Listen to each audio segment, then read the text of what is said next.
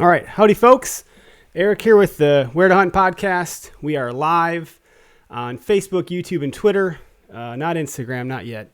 But before we get into our show and our guest today, I wanted to do a call out for our sponsors. So Backwoods Grind Coffee. You'll see on the camera here, I got their bag sitting right here. I just downed a whole cup of it. And I'm not going to get any sleep tonight as a result. But I'm fired up for tonight, so I wanted to be focused and have some energy. It's been a long day, a 14-hour day yesterday. So yay for Backwoods Grind Coffee. Give me the energy to do the show. If you want to get a discount on their products, you can enter in code W2H podcast and get 10% off. And then a big shout out. You'll see the logo in kind of where Greg sits usually. Gumleaf USA, gumleafusa.com. These are handmade boots with 85% natural rubber. These are not like any other boots on the market. And the quality shows. So these are boots that you cannot get at big box stores, and that is a good thing. So if you want to check those guys out, their website is hypnotizing. They have a video of how the boots are made from scratch by hand. It's pretty neat. So if you enter in code W2H2019 before the year 2020, hence the code W2H2019, you're going to get free shipping. So it's a bigger ticket item. If you want to get those for a gift for someone, the Royal Zips are a good one. They zip down. So for the guys like my dad that can't get their boots off their feet, definitely recommended. So those are my call outs to the sponsors today. And let's dive in. On the line with me, we got John Eberhart from Michigan. John, how's it going? Eric, it's going great. That's great. I'm happy to have you. Thank you for taking time out of the woods, albeit it's dark. So thank you for taking time out of your busy schedule to chat with me today on the show. Well, it's my pleasure, and I appreciate the offer. Yeah, we went back and forth for a little bit and aligned schedules. So it's awesome, man. You're a bit of a legend, and I think it makes sense to start for those that might be newer to hunting or haven't heard of you, which is going to be a pretty small percentage, I think. But why don't you take a second to tell folks who you are, how long you've been hunting, and maybe kind of a little bit about how you go about things. Alrighty. My name's John Eberhart, as Eric mentioned, and I live in Michigan. I've been bow hunting for over 50 seasons, and I have 31. I'm a bow hunter. I do not gun hunt. I guess I should clarify that. I have 31 bucks listed in the Michigan record book, and Michigan is the most heavily bow hunted state in the country. And of those 31 bucks, they came from 19 different properties in 10 different counties, and I've hunted 17 different parcels of public land in Michigan, and I took a state record buck in Michigan in 1981, and that came off public land as well. It's no longer the state record, but it was for 6 years. Wow. And during Michigan's gun season, because I do not gun hunt, I've taken several out-of-state hunting trips. I started in 1997 going out of state, and I've taken 19 Pope and Young bucks from 13 different properties in 5 states on my out-of-state hunts, with the largest being 180 inches. And I have to separate what I do from probably anybody else in the country, because while there are probably thousands of hunters with several bucks in the record books, including every TV personality, what separates my accomplishment of having an accumulative total of 50 record book bucks from probably any other bow hunter in the country is that all of mine, 100%, came off either public or knock-on-doors for free permission properties. I've never owned, leased, hunted managed property, never paid a dime to hunt any place. Don't hunt over bait, never hunted over a food plot.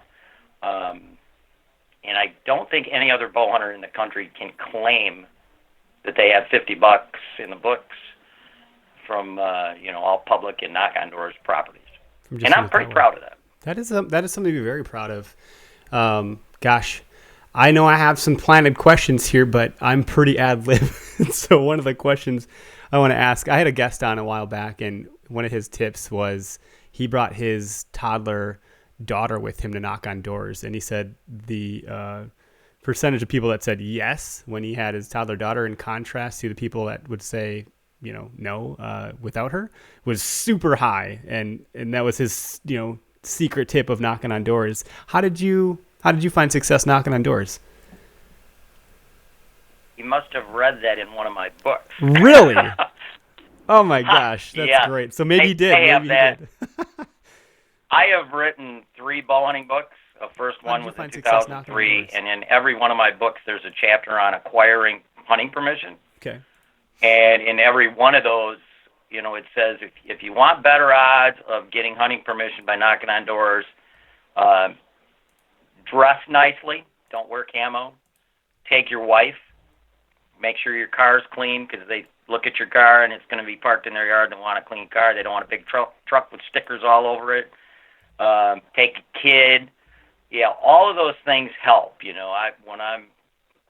Back when I used to really do a lot of searching for hunting permission, I'd actually make a little paper saying my job description, my family, local organizations I was affiliated with, my phone number. And a lot of times when I was asking, and I took my wife with me quite a lot, or my kids, same as he did, and if somebody hesitated for even a moment, then I knew there was a potential of a yes answer.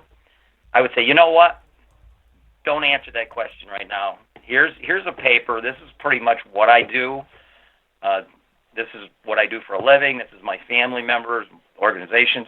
And let me leave that with you. And let me come back in a week, and you and your wife or you and your husband think about it, and I'll come back. Because the more polite you are, you kind of break that hunters or maniacs with guns and stuff. You break that mode, and the more polite you are, the more apt you are to get a positive response and a yes answer. So there is, without question, a method to your madness when asking for free hunting permission on properties where people pay taxes.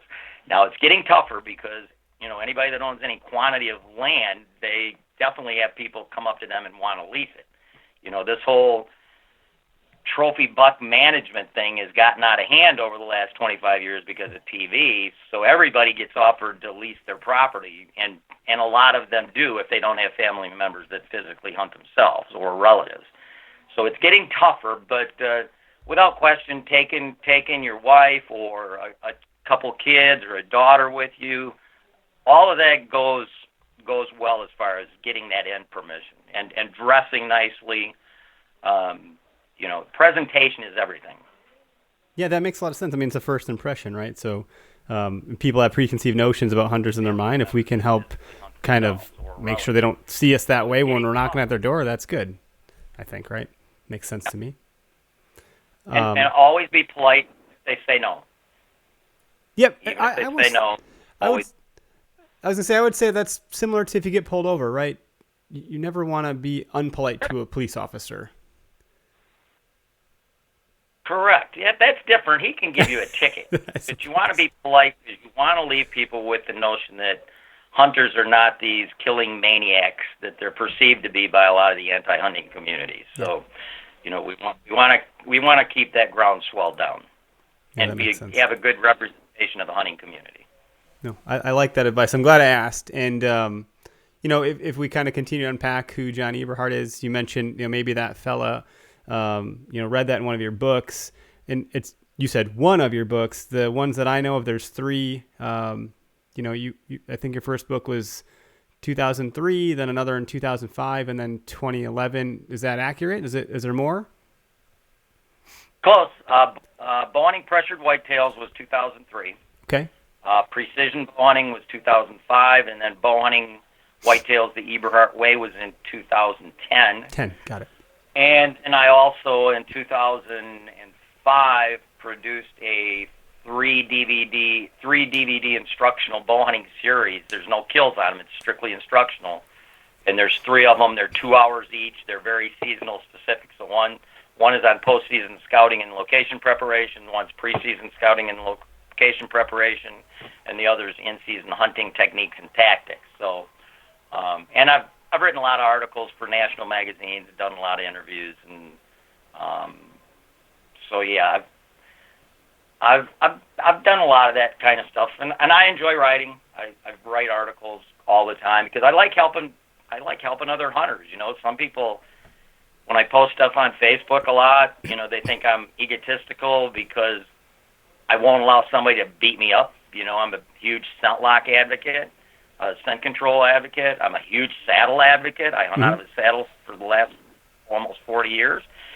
And when people try to beat me up, I don't allow it. So they think I come across as egotistical when I'm just defending myself and my history, and I feel like I have the background to back up whatever I'm saying. For somebody to say, well, you don't need this or you don't need that. Well, yeah, you may not need it, but if it's going to help you kill animals, mature bucks, that's why I'm talking about it. People used to kill stuff with spears. So obviously, term need is relative, compound. Sure, but yeah. Yeah. So I mean that's stupid talk when you say, well, you don't need that. Well, there's a lot of things you don't need, but it helps you. You can walk. You don't have to drive a car, but it's a little quicker with a car. Yeah, and you got to make the time, the time that you have count. Some of us have more of that time than others. I think time is probably the biggest asset out of all of the tools in our toolbox. If we had limitless time, unlimited time, we could all learn a lot more, a lot, faster and start to apply those things and put that time in. But that's not reality for a lot of folks. We don't have unlimited time. And, you having, 40 years of experience kind of compounding into who you are today, that's hard to beat, that kind of knowledge. And then adding some of those other tools to your arsenal makes a lot of sense. It's going to give you that little bit of an edge. There's some truth to that, and on the other side, there is not some truth to that, because time does not equate to success. That's one thing I also pride myself in. My family was not a hunting family. My dad and my uncles did not hunt, so I was self-taught. And when you're self-taught, you learn by hard knocks, you learn from experience, you remember the failures, you key on the positives, and, so many hunters. I know lots of hunters that have been hunting for 50 years that are not nearly as good a hunters as some people I know that have been hunting for 10 years. Because the people that I know that have been hunting for 10 years are open-minded.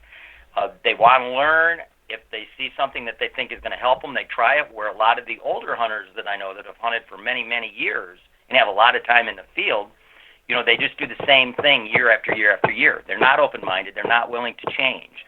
So, time and experience is valuable, but only if you use that time and experience where you are taking advantage of current technologies, changing your methods if you're not successful in moving on and moving forward.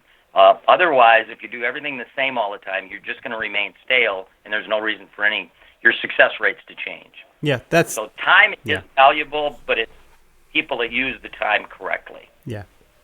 Time is the probably our most valued asset, but probably the one we use the poorest, right? We make the worst use of in contrast to other things. It's funny. I think about that movie with, with the Groundhog's Day, right? Where, he's got all this time to do this thing and he gets bored after a while and eventually finally starts to make himself a better person. I think if we did have that limitless time eventually doing the same thing, we'd start to be like, okay, time to go do something different, It's interesting how many times people may have heard you talk on other shows or read your books or watch your videos. Sometimes people need to hear things, a dozen times in, several different ways before it finally sinks in and resonates, where they go, oh, that's what I need to do different, right? I think that's a fascinating thing. And everybody's different. Some people just have a different drive than other people. They want to be more successful, and they're more open to change. They're more open to trying new things. I'm definitely open to trying new things. If I hear somebody talking and they're, to the side, and if I'm doing an in-store in a sporting goods store, and I hear somebody talking and they're mentioning some sort of hunting method that I've never heard before and they were successful, I'll go interrupt them and, hey, man, would you clarify, exactly what were you doing? Because maybe that's something I could learn from. Yeah, anytime you stop learning, you become stagnant. And, people that are open-minded and willing to try new things to up their success rate, like saddles or scent lock for scent control, they're going to kill more deer because it's just going to put them on more deer because those types of things give you more opportunities, period. Yeah, I think, so I saddle hunted for the first time this season with a good friend of mine, and it was eye-opening. The number of benefits that provided to us in the stand and on the way to the stand, the packability of it, the lightweightness of it, the fact that you're not walking around with this giant cage on your back, clunking through things, silent setup, way more range of shot, from either side of the tree. I was thoroughly impressed. I love the setup. It even felt safer than a tree stand because you're not putzing around nearly as much with getting into this thing. You're already kind of hooked into the tree. My first experience with it, and you've been doing it for a very, very long time, and it seems to be, I wouldn't say it's a fad because I don't think it's going anywhere and it's been around for a long time, but a number of people have kind of caught on to it, and it's very obvious to me that there's a lot of benefits to it. It's just another way to kind of approach things. So, what got you into saddle hunting? Because if you weren't always doing it that way, at what point did that happen for you, that transition, even if it was a long time ago? It was 1981, and I've always been open-minded and wanted to try new things that nobody else is doing. Walked in a store, and there was this thing called the Anderson tree sling hanging on the shelf. It was just a poly bag with a bunch of straps in it. It looked like a bunch of seatbelt fabric in a big ball. And I bought it. Nobody knew what the hell it was. Nobody knew anything about it, but it had some descriptions on how to use it in the package, and I used it. It was extremely uncomfortable and awkward initially. But I could see that with this thing, if I perfected it to myself and modified it on an as-need basis for me personally, I could shoot 360 degrees around the tree. I could prep 50 trees and hunt from every tree with the same saddle. It weighs 1.5 pounds and it rolls up the size of a softball, so it fits in my backpack. I don't have clanky stands. I don't have to worry about squeaks. I don't have to worry about anybody stealing my stand. I don't have to worry about anybody hunting my stand when I'm not there. I can use the tree as a buffer. I can hide behind the tree as deer are coming in. I can move around the tree so the tree trunk's between me and the deer. There were just so many advantages to this thing that I thought to myself, I've got to figure out how to use this, and I did. And it upped there's two things in my hunting history that have totally 100% changed my kill percentages. And the first one was the saddle that I started using in 1981. And then the second one was properly learning how to use, store, and care for scent lock clothing. So I don't have to pay attention to wind direction whatsoever, and I never get winded. Those were the two things that totally changed my kill percentages. I would guess of the 50 book bucks I have and the multitudes of other bucks I've shot, well over half of them would not have been killed were it not for one of those two or both of those things. Interesting. And so maybe, and I want to dig into that a little bit, but that's good to get. And I think, for some of the tactics and how you approach land, I had a few folks give some questions and say, oh my gosh, if you're talking to John, these are the things that I'm itching to know right now. And two of the biggest things that kind of came through some of those questions were along the lines of how you approach an unfamiliar property. And as I did my homework, it looked like you've had a lot of success out of state. And you mentioned, you've obviously knocked on doors to gain permission, different properties, you hunt public land.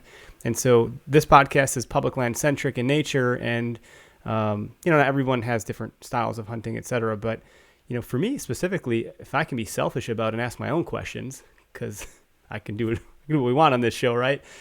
Sure. As a public land hunter, how do you approach a new piece of property? How do you find a new piece of property? Once you do, how are you kind of going through it to look for a valuable sign? I know when I ask questions, I ask 10 at once, so I'll let you unpack that for a minute. Well, when I'm looking at public land properties, the first thing I want to do is I want to look at the state that I'm going to be hunting this public land property in. So I would view a piece of public land in Michigan totally 100% differently than I would view a piece of public land in an Iowa or a Kansas or a Missouri where there's a lot less hunting pressure. Okay. So in Michigan, when I'm going to go scout a piece of public land, I always bring up an aerial. I look for swamps. I look for islands and marshes. I look for bedding areas. I look for dense security cover because in Michigan, typically there's so much preseason scouting pressure on public lands that any of the mature bucks, if there are any on the property, they're going to be nocturnal typically before season even opens. So you've got to find areas on the property when you're hunting a pressured state like a Michigan, a New York, a Massachusetts, West Virginia, Virginia. You got to look for places on the property and almost think to yourself, okay, if I were a mature buck, or if everybody on this property was trying to kill me, where are the places on this property where I would go and lay down during the daytime where I might feel comfortable getting up and moving during daylight hours? Because that's what mature bucks do. When they've been shot at before, most of them have been wounded in pressured states by the time they're 3.5 years old, and they look for places where they don't have to deal with humans. So you gotta cross rivers, creeks, lakes, wade through cattail marshes with waders. You just don't hunt open timber like, if I'm going to Kansas or Iowa on public land. I can hunt open timber. I can hunt field edges. I can hunt places where I would never even consider hunting in Michigan because there's just not enough security cover. And the deer in those lightly pressured states are not as security cover oriented. If you want to kill subordinate bucks and does, yes. But if you're after mature bucks, you have to, in a state like Michigan, you got to look at security cover or PA. So first thing I do is consider the state that I'm going to be in and what amount and type of hunting pressure. Because you also have to look at the amount and type of hunting pressure. It's just like let's say on TV or pay-to-hunt ranches. On a pay-to-hunt ranch, there may be, on 1,000 acres, they may have 10 guys there a week. So, there's some pressure there. There's hunter presence, if you will. But it's not really hunting pressure like there is on regular public grounds, because those hunters have kill criterias. They're either antler criteria, antler point criterias or age criterias. So as bucks age in those settings, they don't get shot at until they're 3.5 years or older. So obviously, if there's no negative consequences while you're growing to maturity, they kind of maintain their same routines. So there's a lot more daytime movements by the mature bucks. So, and they're a lot more tolerable to human odors because they've passed by hunters in their past, growing to maturity, no negative consequences. Whereas in a state, in a pressured state on public land, a 1.5-year-old buck with 3-inch spikes is a target animal. So those deer are much, much smarter and much, much wiser, a lot fewer of them,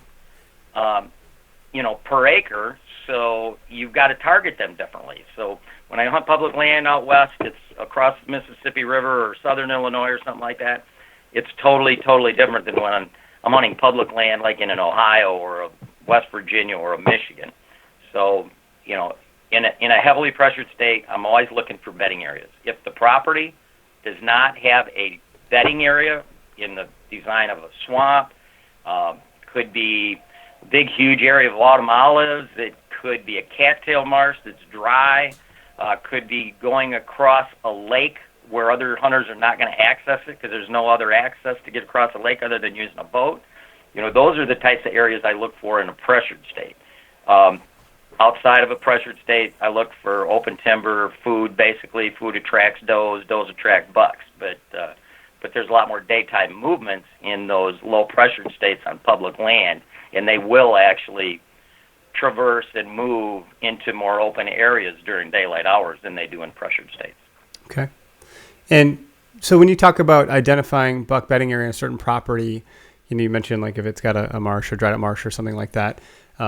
What other things do you look for to identify? So you identify bedding area, and then do you get boots on the ground to hone in on that and look for buck bedding specifically? Are you doing that in the springtime when you can scout without, or are you doing that in season?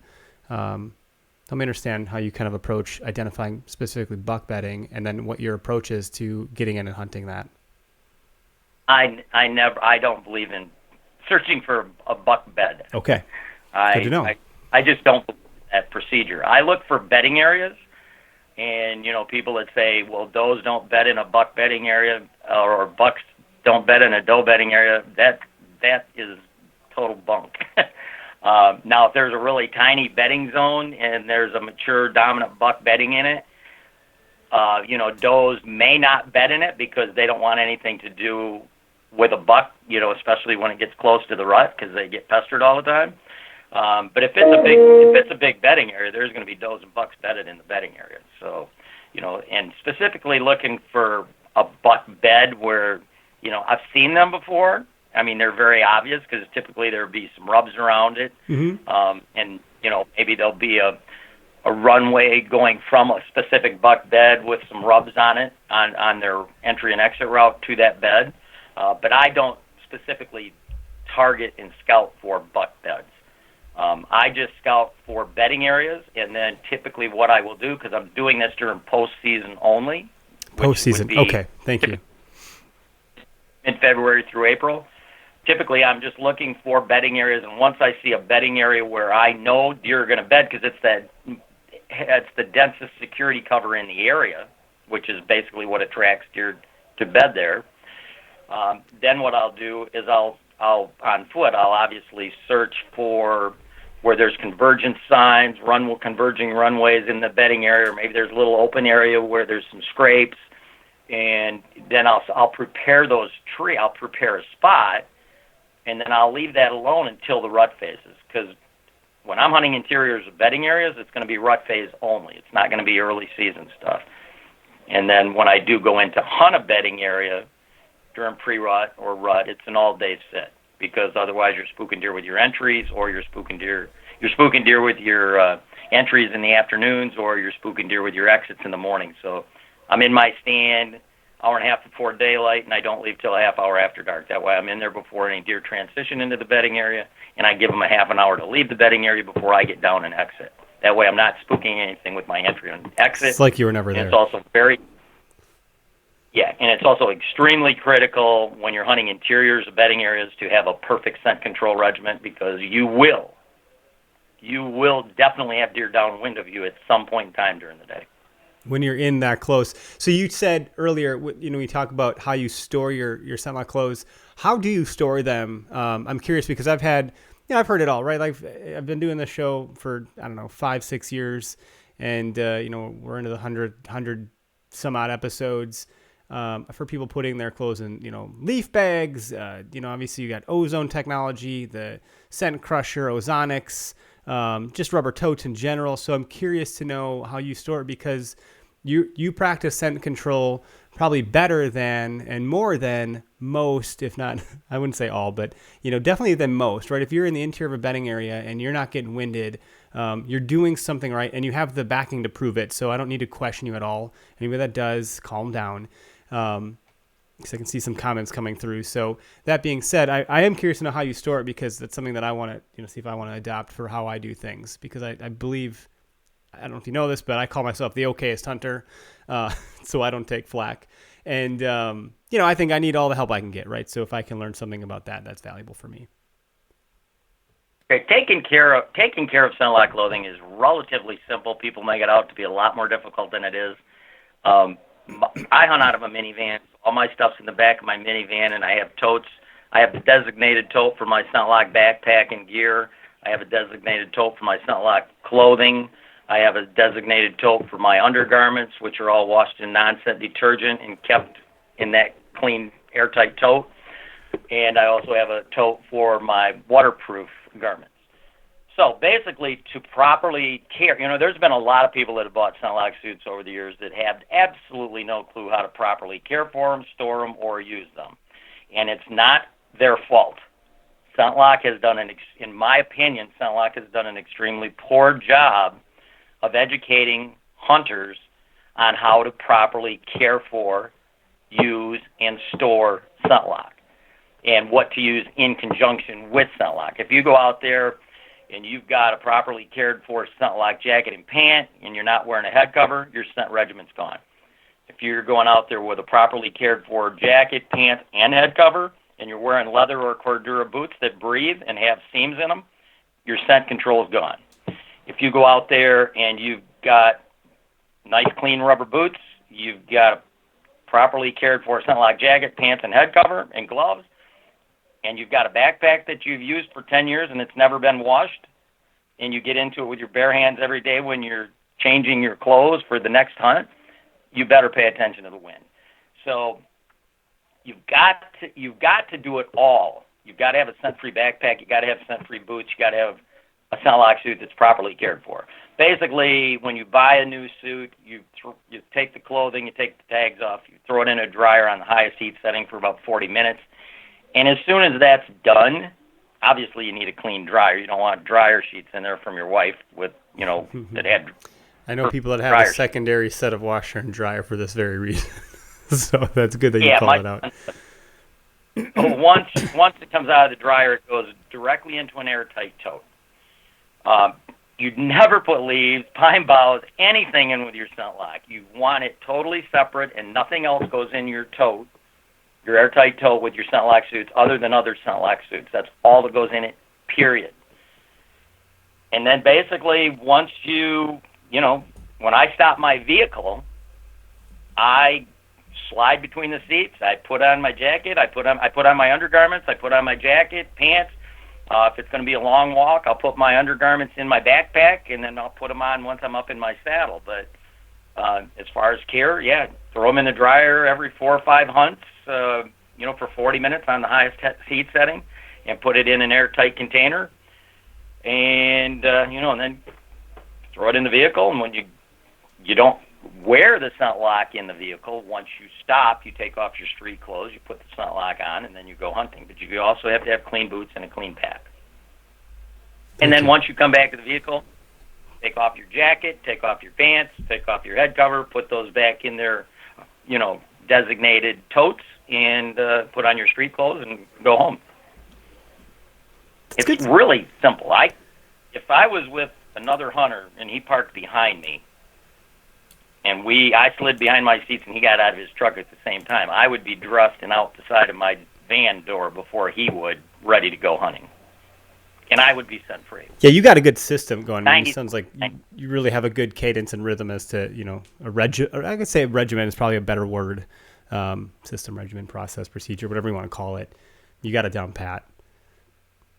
And it's simple. It's not that difficult. But there's sites where people say scent control doesn't work, and that's totally 100% bogus. I've hunted for over 50 years. I hunted 35 years where I 100% paid attention to wind direction. I quit hunting saddles. I quit hunting sides of ridges because of thermals and wind swirls. I never hunted corners of fields because when the foliage was on, wind would hit the foliage of the trees, and it would actually, a portion of the wind would turn, and it hit the corner, and it'd start swirling, just like a whirlpool in a river. So I know the difference between hunting the wind and not getting winded. So people that say it doesn't work, they are wasting their breath on me. I like it. I like like I said, you have the backing to prove it. So certainly not going to hear any challenge from me, and I haven't gotten any Pope and Young bucks, so I got nothing to say. That being said, I could use all the help I can get. I guess I'll ask the question as a follow-up. How does the scent lock technology actually work? What is it doing to kill odor? Right? How does that actually work? Maybe I'm daft and not knowing that, but I'm just curious. Scent lock does not kill odor. Ozone kills odor. Antimicrobial undergarments kill bacteria. So they're antimicrobial in the form of antimicrobial treatments or silver or gold lined undergarments. They kill bacteria, so they keep bacteria from multiplying, but they do nothing to get rid of the odor from the dead bacteria. And they do nothing to get rid of the hundreds of other odors that emit from our human bodies 100% of the time while we're breathing. What activated carbon does is it's extremely porous. It's the most porous thing known to man, and it's used more in absorption purposes than any other compound on the face of the earth.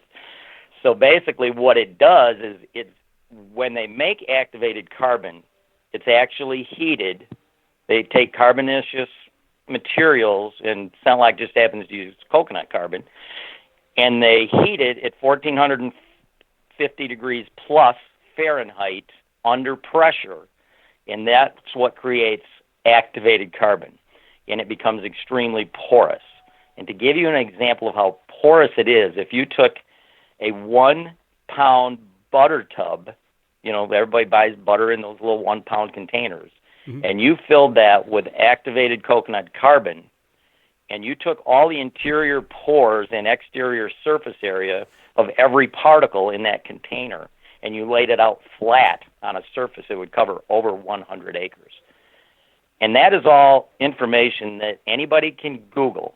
If anybody Googles activated carbon and wants to find out the thousands and thousands of uses for activated carbon, you can do it. Every military on the face of the earth uses activated carbon in their chemical warfare suits. Every hospital has activated carbon pills for people to take that have ingested poisons. Every EMT truck has activated carbon pills. It's used to purify water. It's used in paint respirators. It's used to purify vodka.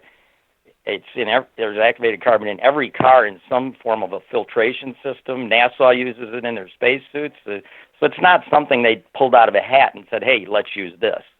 And Seniloc's the only company that can use it because they have the patent on it. So that's why you don't see it by a lot of other companies. But basically, because it's so porous, and when it is made into activated carbon and heated at that temperature, it becomes charged, and it actually attracts molecules. So as you are emitting odors from your body, basically those molecules are trying to pass through your suit, your permeable suit, and basically the carbon, because there's a layer of carbon in there, will physically pull in and absorb those molecules. And then what the dryer does, everybody says, well, you can't reactivate it because you can't get it to 1,450 degrees. Well, they're 100% absolutely correct. You can't get it to 1,450 degrees because it would obviously ruin the suit. But you don't need to get it to 1,450 degrees to make it back into a pristine industrial carbon with absolutely no molecules bonded to the interior. All you need to do is deadsorb it like you would a sponge, wringing out a sponge. You deadsorb it in the dryer. And what the dryer does is the dryers usually get, depending on the brand, Westinghouse's are about 155 degrees. Commercial dryers are about 175 degrees at laundromats. Basically what those do is when you put it in a dryer, the heat energizes both the carbon particle and the molecules that are bonded to the interior of the pores. So what that heat does is when it energizes them, the molecules start to move more rapidly, and they break free from the carbon. And a certain percentage of them expel out the dryer vent. And that heat, to give you an example of how that works, is if you take a steel bridge, let's say the Mackinac Bridge in Michigan, or you take steel structures, or you take concrete highways, there is always expansion joints. And there's expansion joints because on days when it gets 80 degrees and it's sunny out, basically the steel or the concrete becomes energized, and the molecules move more rapidly, and the steel basically expands because the molecules are moving more rapidly. It enlarges the actual steel, or it enlarges the concrete, and there's expansion joints in there to make up for that. Otherwise, if you had a steel bridge with no expansion joints, on hot days, the steel would buckle, the concrete would buckle. So, there's people that say, well, you can't do this because of this, you can't do this because of that. That is just, people don't do any research. I've researched everything. I don't believe anything on anybody's website, including Seniloc's. I research everything. Ozone works as far as getting rid of human odors. If you're just putting clothing in an ozone machine, it will come out with an ozone smell, but that dissipates very rapidly. But I would never, ever use an ozone machine over my head in a hunting situation because that's dispelling ozone odor. And if you're hunting mature bucks in a pressured area where every little scent matters that's foreign to that area, you get a big buck coming in on his own because he's coming into the destination area you picked on the merits you chose that spot for, and he smells something that's foreign to that area.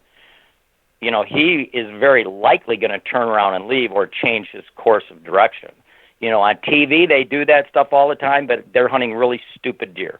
They're hunting on, micromanaged properties where there's lots and lots of mature bucks. They never get shot at until they hit a certain age, and they accept and tolerate a lot of stuff that deer in pressure areas don't.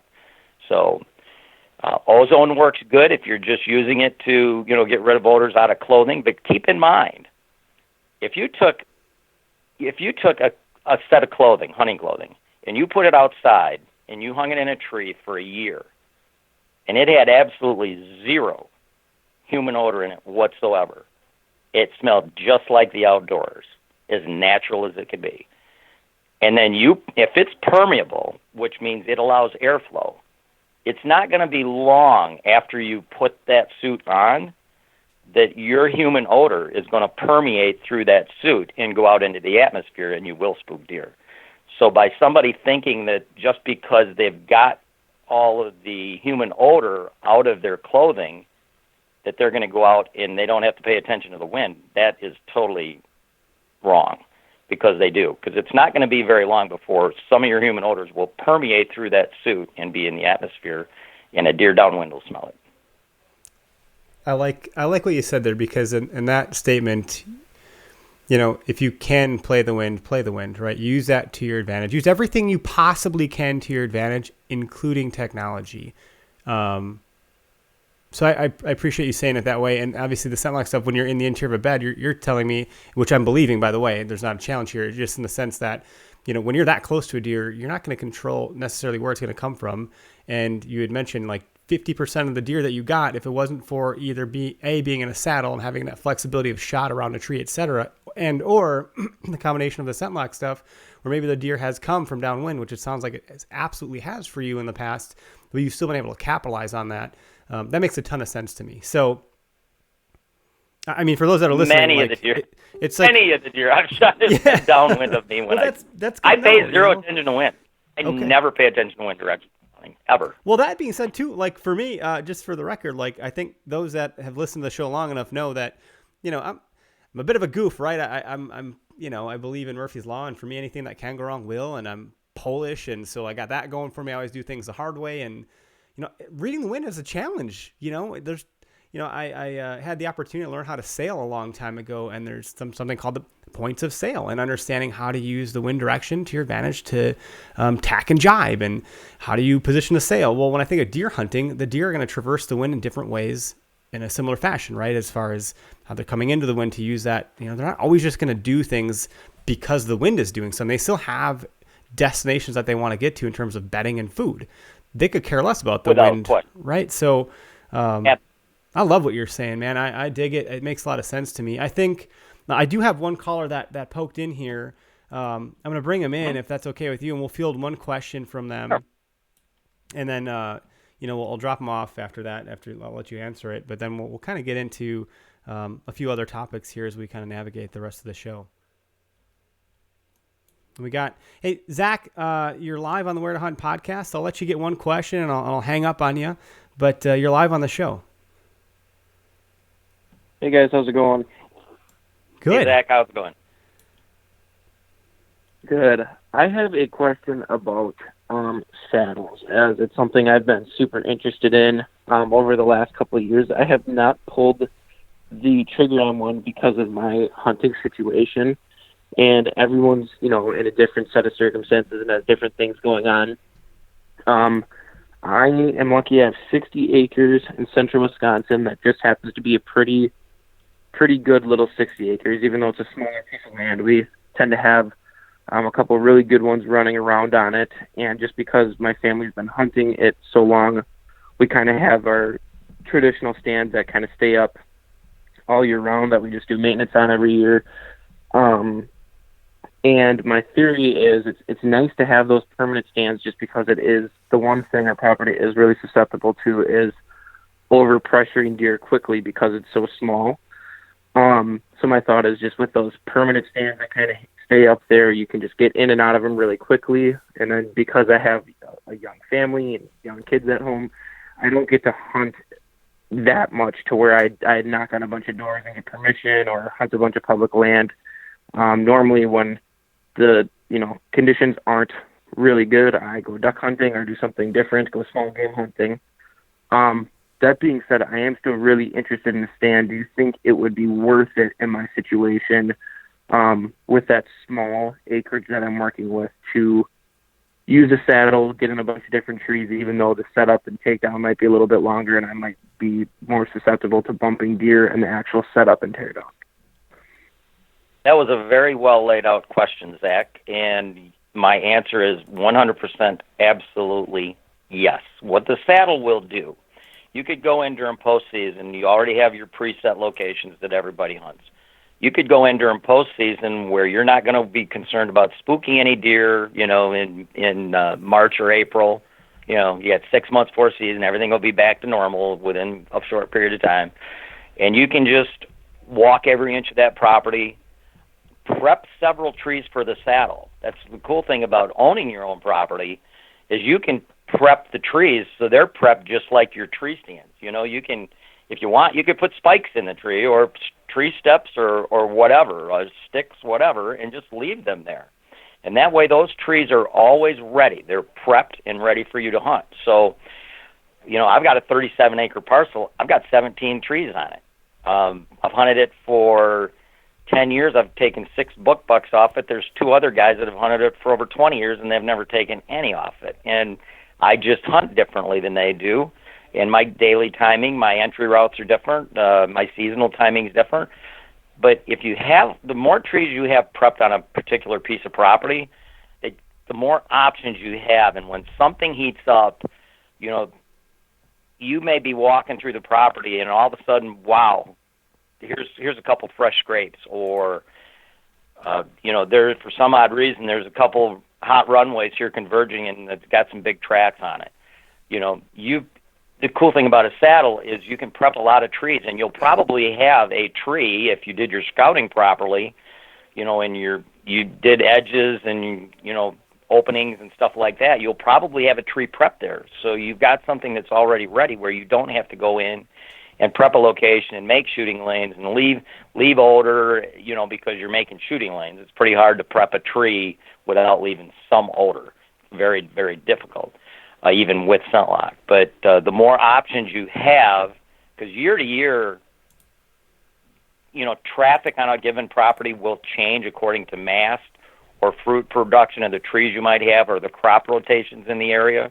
So from year to year, things are going to change, and you'll always have those trees, from one year to the next, where some may be hot and some may not. And the more options you have, the higher your success rate's going to be. I do suggest you wait until 2020 to order a saddle. Tethered, which currently has the Mantis saddle, which in my opinion is the best saddle on the market. They're coming out with a couple saddles for 2020 that are going to be way better than anything else and better than the Mantis, in my personal opinion. All right, well, I appreciate that. Like I said, I've been very interested in it. I've wanted to do it for a long time, especially because I do plan on doing some more public land hunting in the future. The pros and cons for me were kind of conflicting, just with it being such a small property. And, right now I can walk out of my cabin, be up a tree real quickly, whereas setting up I was nervous about. But it's something I'll definitely look into in 2020. Can I ask you a question? Yep. Do you ever get picked in your tree stands? Do you ever get picked in tree stands when the foliage is down? Do does ever come through and pick you out in the tree stand because you can't get behind the tree or hide? I would say the problem is with ours, we have maybe 12 stands, and normally by November, they've all been, we also have a couple guys that hunt the property, so I've never been picked on the first sit of the year in that stand, no matter what time of year it is, but if it's been sat in a couple times, yeah, we'll get picked off. Okay, that's another thing you can do with a saddle. You can go to your preset locations where the stands are, and you can put some extra spikes or steps, maybe another 5 or 6 feet up the tree, and set up for your saddle. And that way you're going to be up a little higher. I don't know how you are with the wind and your scent control, but the higher you are, the better you are as far as, the scent going over the deer. But I guess my main point is by getting up the tree another 5 or 6 feet, you can use that tree as a buffer. I actually shot a very mature doe for a guy once. That this doe was coming in after gun season, and he was hunting over bait, and I'm not a bait guy. But he said this doe would come in, she'd get 30, 40 yards from the bait and see him in his stand and just blow and blow and blow and spook every deer. And it was always in December after gun season. So I said, well, do you want me to kill that doe? And he said, how are you going to kill the doe? I said, that's not what I asked you. I said, do you want me to kill the doe? And he said, yeah, I want her out of there. And so I went in there. I got about 6, 7 feet over his tree stand, put steps around the tree. It was a big oak. I hid around the backside of the tree from where his tree stand was. The doe came out. She stood there for 5 minutes looking up at that tree stand, looking at the bait, looking around. Finally, she walked into the bait and started eating beets. He had beets on the ground, and she was facing the tree, so she could see any movement with her peripheral vision. Her eyes were facing up kind of. And I just waited about 5 minutes, and finally she turned a little bit, quartering to me. She turned sideways a little bit, and I just slid around to the side of the tree and shot her. So having the tree as a blocker in a tree where deer know typically to look in that tree for somebody sitting in a tree stand, you'll be shocked that works too, because you're going to use the tree as a blocker. You're going to be on the backside of the tree trunk. That's incredible.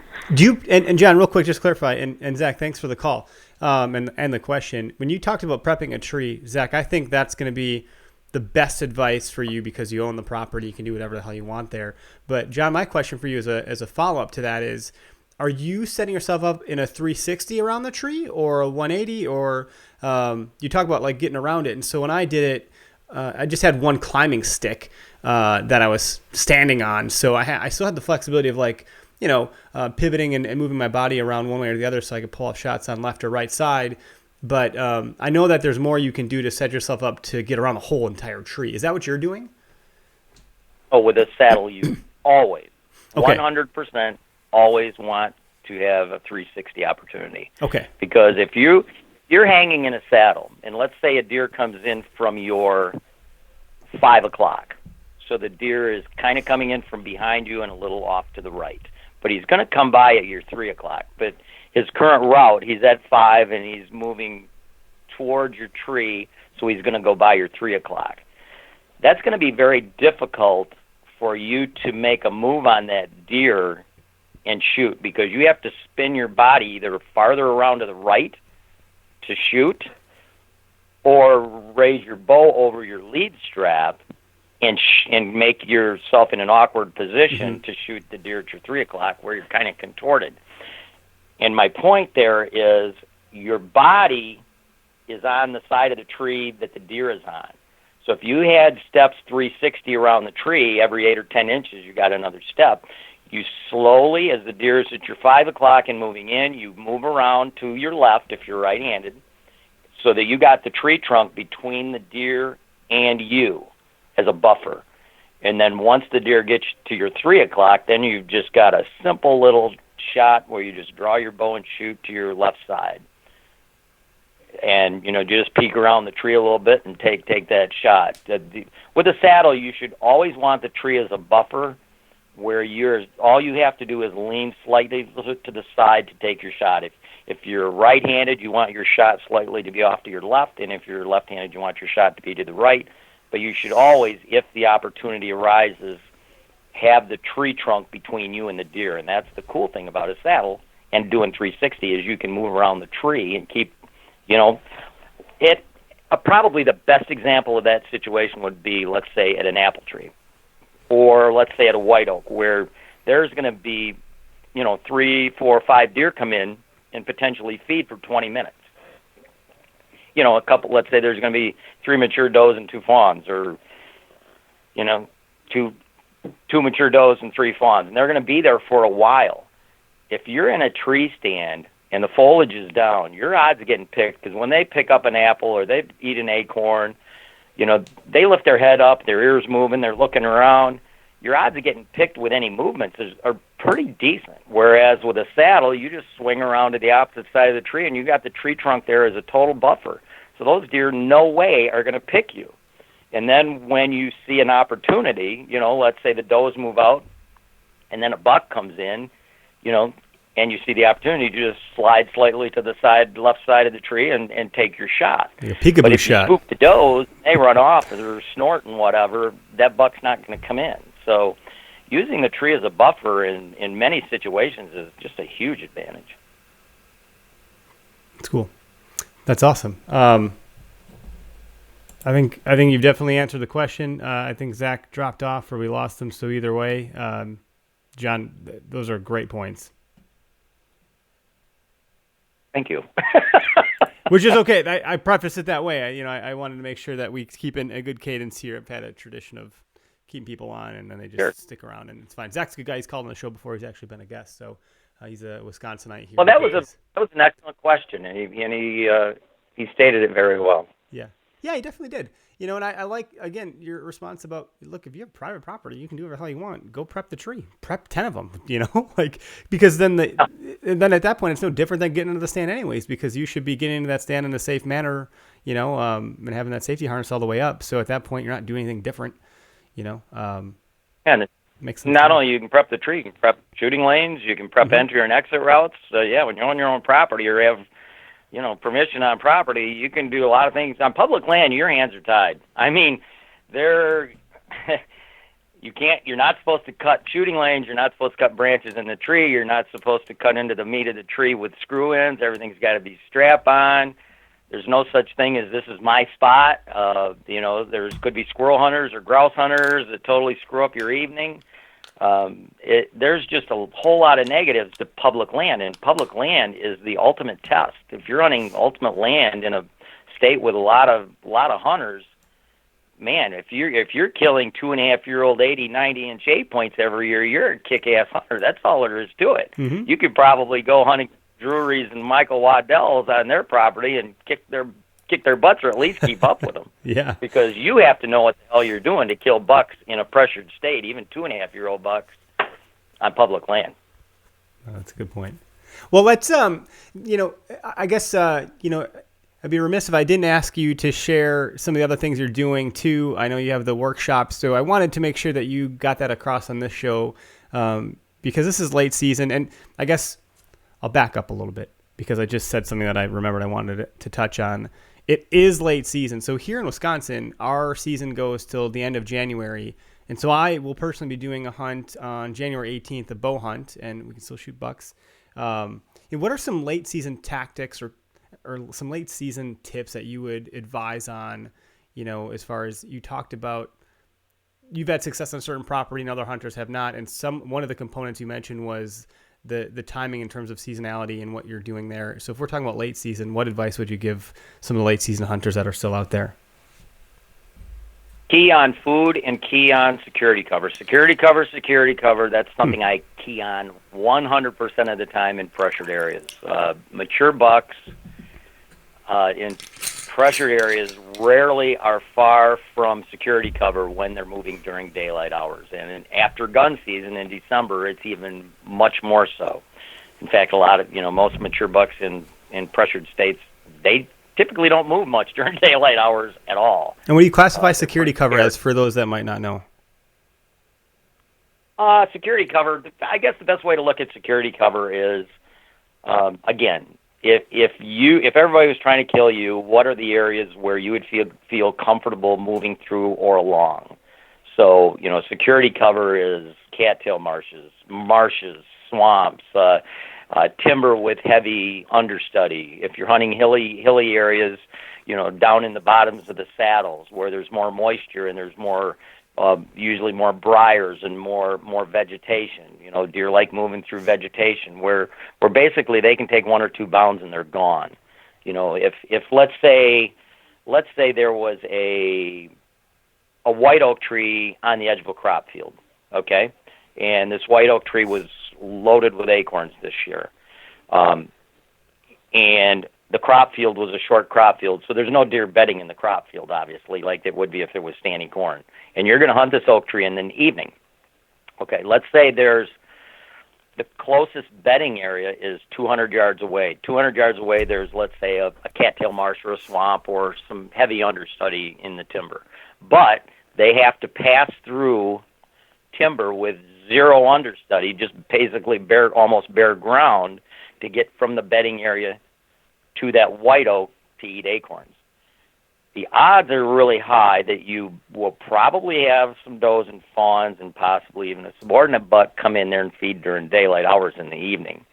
But the odds of a mature buck passing from a bedding area through that open timber, that vulnerable open timber, to get to that white oak during daylight hours is not going to happen. So when I talk about security cover, I'm talking about for a mature buck to go to that white oak to feed on acorns, he has to have some form of transition security cover from where he's bedded during the daylight to that white oak for him to move through that transition corridor during daylight hours. So security cover is just something where a deer can take a couple bounds and he is lost in the security cover where somebody couldn't shoot him because the visual would be gone. Cattails, tall marsh grasses, briar undergrowth in timber. Just, I'm not talking about blueberry, huckleberry marshes where you got to walk over top of the stuff to get through it. I'm just talking about some form of security cover where they can have a quick exit into it. And they love to go, mature bucks love to go through that. A lot of times they'll have runways through it, or they'll at least have runways right down the edge where one bound and they're in it. Security cover. In late season hunting right now, I'm thinking about heading out west again for a week. A coup de grace, if you will, a Hail Mary, and I'm going to be gravitating on food.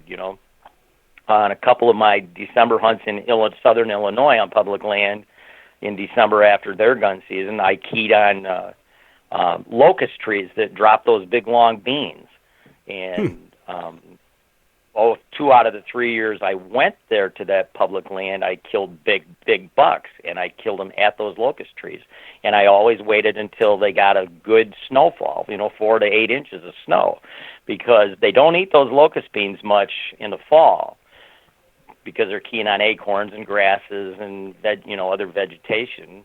And but once there's snow on the ground, a deer can go to underneath one of those locust trees with those big long beans and just kick up one paw print, and 4 or 5 of those beans pop up, and they eat the crap out of those things in the winter. That's a great winter feeding spot because it's easy access.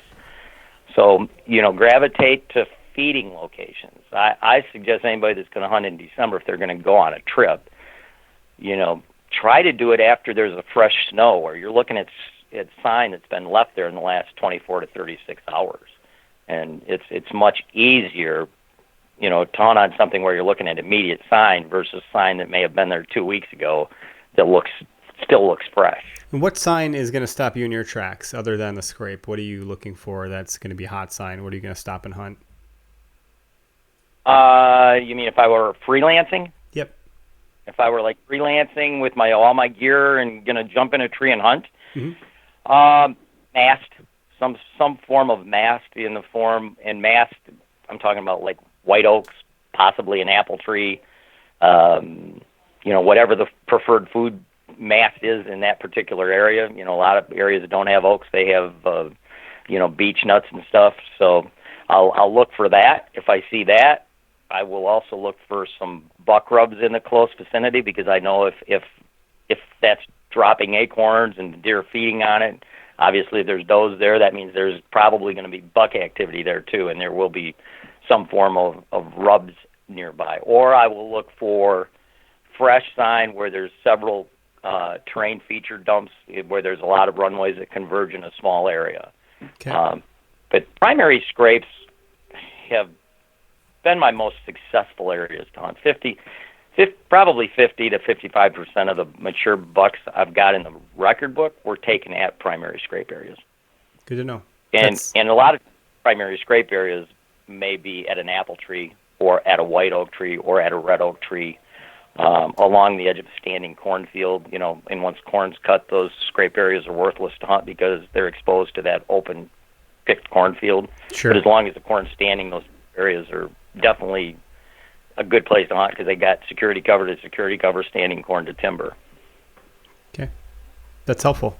And that will be helpful for, depending on, I'm going to get with a couple guys, like I said, in January. So it'll be fun to tune into this on the drive there. It'll be a 2-3 hour drive. So I'll definitely have to fast forward to this part when I'm asking about late season. Again, me being very selfish in the podcast questions. So what I was getting at before I interrupted myself, and I always joke because my wife says, I'm sorry, did the beginning of my sentence interrupt the middle of, or how did she say it?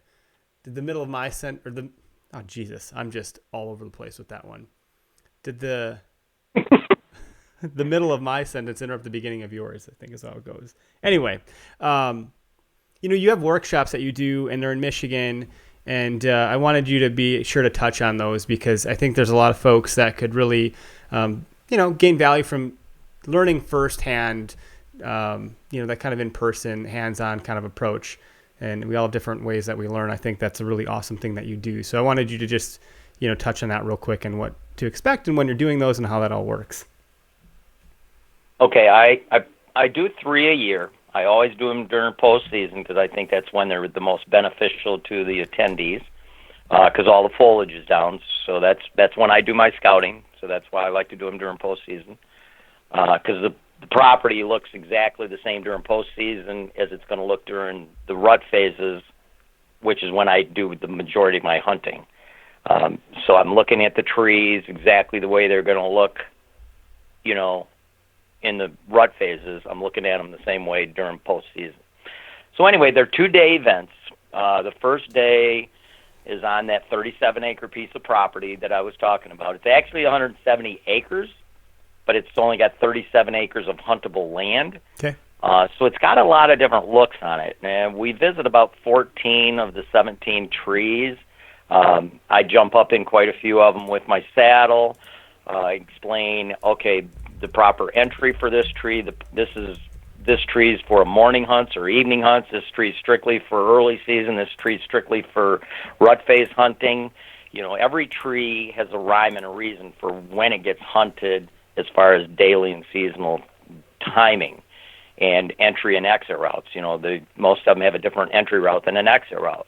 So I try to go over with everybody on how to pick a tree out, how to properly prepare the entire location, how to identify that tree as a morning spot or an evening spot or a rut phase spot or an early season spot.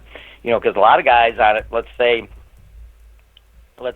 like we were talking about before, if there's a white oak tree and it's on the edge of a crop field and it's dropping acorns, well, obviously, that's not going to be a morning hunting spot because you're going to spook deer with your entry going in along the edge of the field and deer feeding at the oak or at an apple tree or something like that. So oaks, typically mast and fruit trees are strictly evening spots. That way you're not spooking anything with your entry. So I go over all that. I go over scent control. At the end of that first day, I would love to go into public land, but to do it on public land, everybody would have to bring waders, or I'd have to bring boats big enough for everybody to go in. Because when I'm scouting public land, typically it's going to be in waders or hip boots or something, and it's going to be back far enough where we may only get to go visit one location during the course of a day. So this one gives beginning last year actually. If anybody wants to stay, because that day lasts from 8:30 until about 4:30ish, and I do about a 2-hour back and forth seminar in the woods on saddle hunting. So I'll have cool. Okay. all of the saddles, all the sizes. I'll have 2 different trees prepped, one with strap-on stuff and one with screw-in stuff, and they're only going to be 18 inches off the ground. And I'll give everybody the opportunity to get in a saddle of their size, show them how to properly prep that tree, properly show them how high to hook up the lead, how to properly sit in it, because there's so much YouTube crap out there that by guys that don't have a clue how to properly use saddles. You see these guys hanging perpendicular to shoot down and got their feet against the tree, and you don't do that. That's not how you hunt out of a saddle. There's a way to do it correctly, and there's a lot of good stuff on YouTube, but there's a lot of bad stuff. So I've never had anybody leave and not stay for that segment, and just about everybody turns into a saddle. Well, I would say it's good to get in there. My big fear, I don't know if I want to call it a fear, but a concern or whatever, like my preconceived notion of it without having done it, was that it was really going to, stress out the kids, right down, like the Franken beans, if you will. And once I got in there and you got comfortable, you can loosen that stuff up a little bit and give yourself that freedom. And once I did that, and I felt safe and comfortable, I was good, and I understood it all. That was fine. And so once I got over that, I was like, oh my gosh. And like I talked about in the beginning of the episode, it was just, there's just countless benefits, right? And so it's good for people to get in there and get over those objections in their own mind and see what it's really like. Yeah, and it's way more comfortable once you learn how to sit in it. Most people, when they're sitting in a saddle, if they've never had anybody show them how to properly do it, the saddle kind of rides up their lower back, and that's not the way it's supposed to be. The saddle is supposed to be seated underneath the cheeks of your butt all the time. It's not supposed to ride up your lower back, because if it starts to ride up your lower back, where the top of the saddle is actually above where a belt would be on a pair of pants, it locks your upper body to your lower body. So you don't have the mobility of your waist to spin around and shoot behind you, because your two parts of your body, upper and bottom, are kind of locked together. So there's a proper way to sit in a saddle, and with a saddle, you've got both feet firmly planted on either steps or on a platform. Your butt is in a seat, a hammock-like seat, so it's extremely comfortable. And you can adjust your drape, you can adjust how you're sitting at any point in time. If your legs get tired, you can let out a little of your lead, so more of your weight's in your butt. If your butt gets tired, you can pull up a little of your lead, so more of your weight's on your feet. And that you do in literally 2 seconds. So you can alter how you sit. It's way more comfortable than a tree stand once you learn how to properly sit in it. Yeah, I would agree. Okay, so to wrap up, so I guess did you say the dates? I can't recall. So I know I have them written down here. No, I did not. And the second day is an all-day seminar at Jay's Sporting Goods in Michigan, which is a huge sporting goods store, and they actually have a seminar room. Oh, that's awesome. So everybody sits in nice office chairs, spinning office chairs, padded office chairs, and Jay's gives everybody a 15% discount voucher for the week, and they can order online after they leave if they want. Very nice venue. And the dates are, the first one's just about all booked. There's, I think, 2 spots left. March 21st and 22nd. The second one is April 4th and 5th. And the third one is April 25th and 26th. And to look at, there's $600 for the 2-day event, and that does not include food and lodging. And if anybody wants to look on my website at Deer, D-E-E-R, hyphen, which is a dash, john.net, deer-john.net, or I'm sure if you just Google my name, it'd pop up. All the information is on there for the workshops as far as hotels, local hotels. There's campsites if somebody wants to pitch a tent, airports, restaurants, everything's on there. If you just Google go to the website and then look at the Whitetail Workshop page. Cool. Thanks for relaying. One thing else I wanted. Yeah. Please go ahead. One thing else I wanted to add about the scent lock thing, because there's so much malicious people out there on scent control, and I want to clarify something. Scent lock got sued. It was probably 10 years ago at this point by 4 guys from Minnesota. And that ended up taking 5 years in the courts, and it ended up in a United States District Court in Florida. And they had ScentLock send some suits to Rutgers University. At Rutgers University, they actually have a science lab where that's what they do, is the professor and the scientists strictly deal with activated carbon technology. because it's used in so many venues across the world. And they actually tested scent-lock suits. And I'm reading a quote from the court's final ruling where they dismissed this case. And it says, quote, expert scientific testing found that using highly elevated odor concentrations that were likely 10,000 times greater than a human body could produce in a 24-hour period, scent-lock carbon-lined clothing blocked or absorbed 96 to 99+% of odor compounds. Expert testing also found that after drying or washing and drying, scent-lock carbon fabrics continued to be highly effective at blocking odor permeation. So basically, they tested that using 10,000 times more molecules than the human body could produce in 24 hours, and it still absorbed 96 to 99+% of the odor molecules. Man, that's wild. I feel like they got a real shot at like the drug mill industry at that point. That's just mind blowing. Like, right? I'm thinking like, what other applications are there here? You know, what can we get past the sniffing dog here? I used to have a bloodhound. Man, that's crazy. That's crazy. Yeah. Yep. It is crazy. My son Chris had 2 Bavarian bloodhounds as well that he used for finding wounded deer. Man, he brought back from Germany. Someone just commented, Scent-Lock needs to sponsor cab drivers. I guess the cab drivers are pretty smelly. Yeah, in these cases, I tell you. This cab's brought to you by Scent-Lock. You're going to enjoy the ride. That's great. It's an amazing thing, and I'll tell you what, people say it doesn't work, but keep throwing milkweed in the air, man. Technology is a great thing. I embrace it. I embrace it in all walks of life. I mean, look, I'm doing a live stream podcast. We're taking calls. Like, I'm an early adopter of most technologies, and I have no qualms about using that in the deer woods. So, I love it. Let's have you wrap up. Other questions?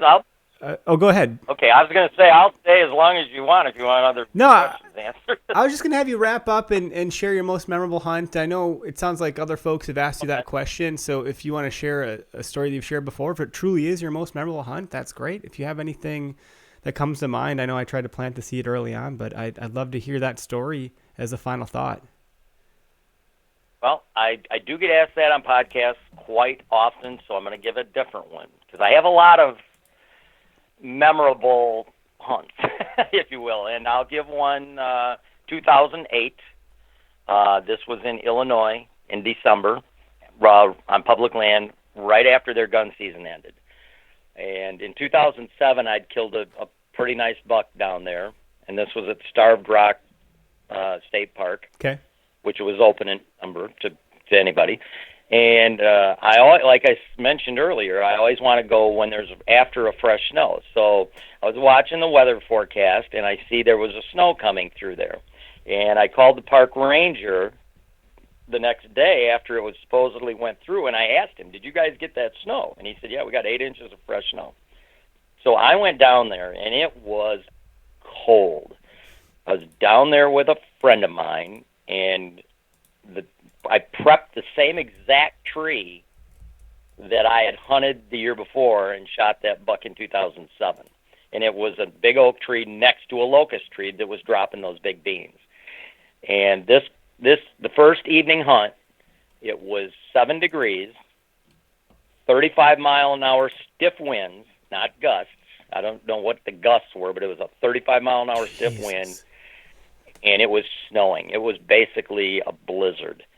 And I'm sitting in this tree. I had on 2 Rivers West ambush jackets because they had membranes in them, so they blocked the wind.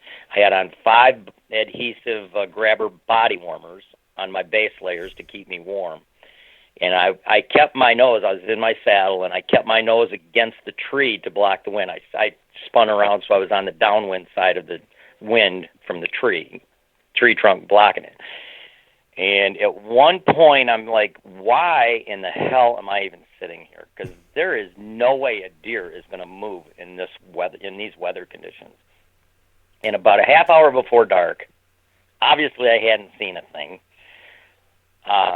I heard something below me, and I turned my head, and there was 3 bucks walking by the base of my tree. They were not going to that locust tree. They were walking from the timber into this really tall weed field, which was I was on the edge of this tall weed field.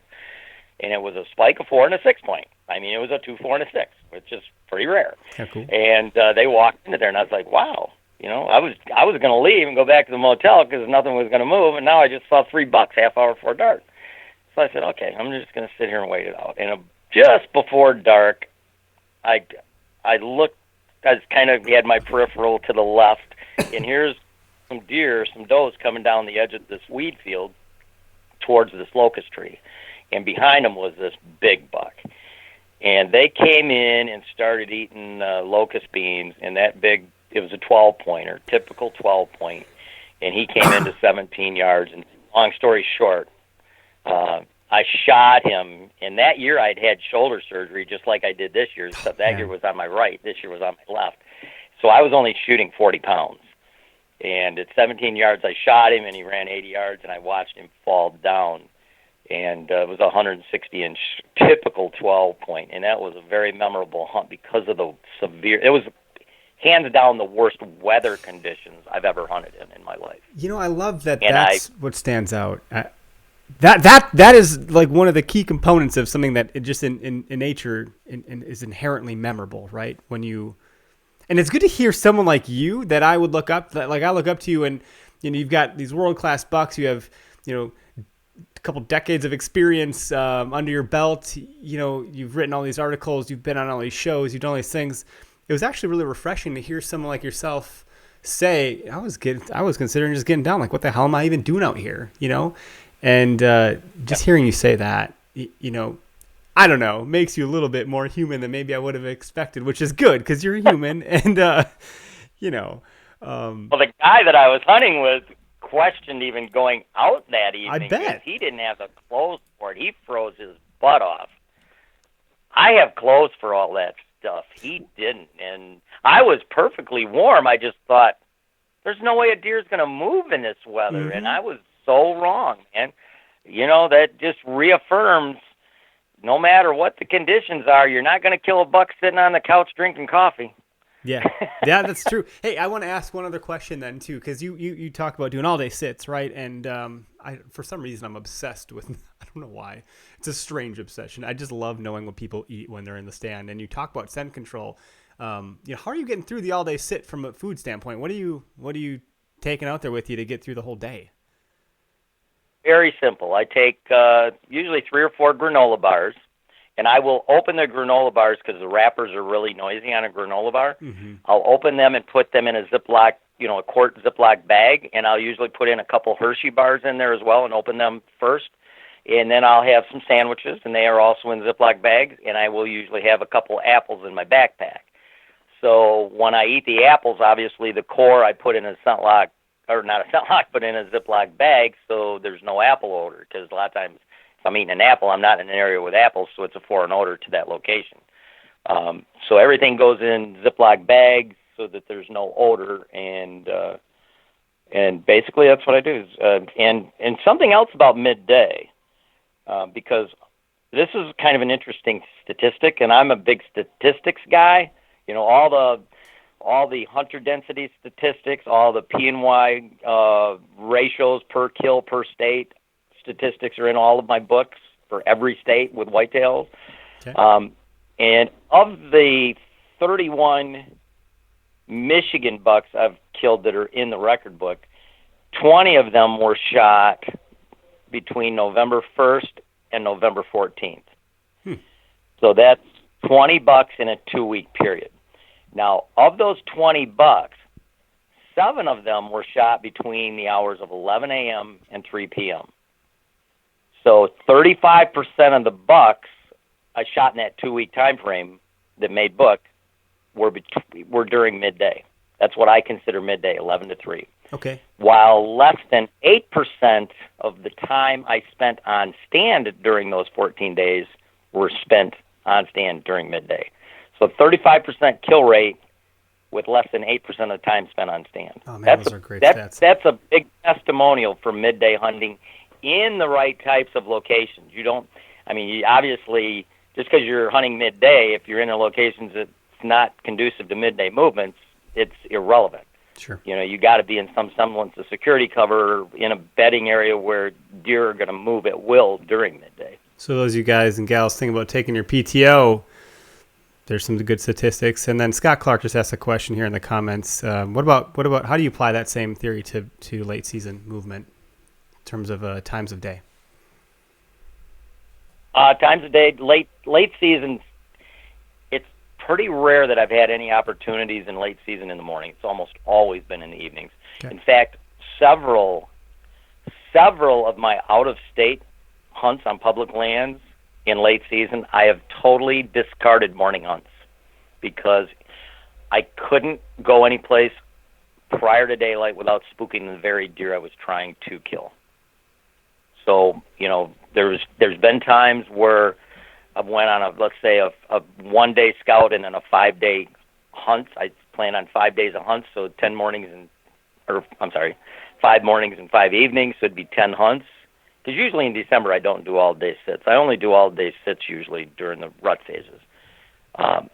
So on those certain hunts out of state, where I cut off my morning hunts, I didn't hunt mornings because it was not conducive to entering without spooking deer. So where I planned on 10 hunts, I ended up with 5.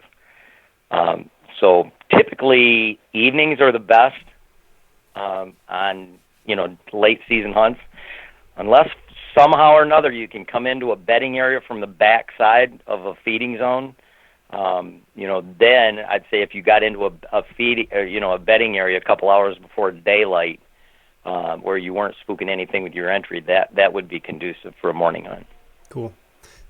John, thanks for adding value every step of the way throughout this episode.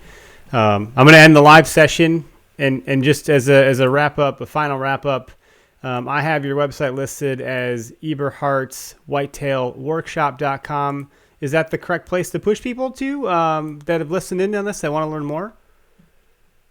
Yeah, you can do that one. The easiest one would be just DEER-JOHN.net. Deer-John.net. Yeah, .net. Cool. Great. Hey, thanks again for your time on the show.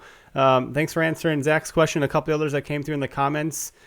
At some point, I think I'd love to have you back on to, continue to build on the knowledge base that you laid out today.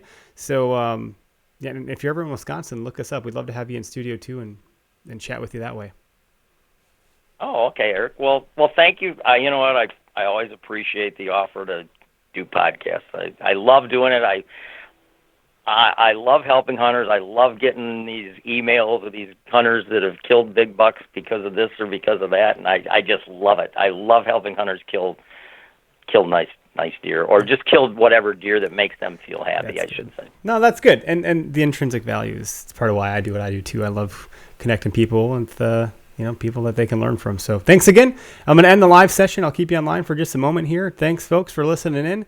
I publish the episode the same night I do it, so this will be live in podcast land this evening.